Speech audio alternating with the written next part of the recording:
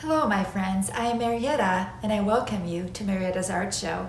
Today I'm going to show you how I made these little mini pieces, diamonds and lace. I have another video where I show the large piece, diamonds and lace, and I really enjoy making these little ones. These are 12 by 12s and they're really sweet.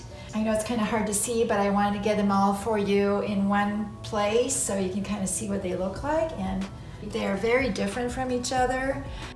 It's really cool how resin just does what it does, and I can accommodate the differences with the embellishments that I add with the glass and the different colored glass and the opal. I hope you enjoy my video. Let's go ahead and watch.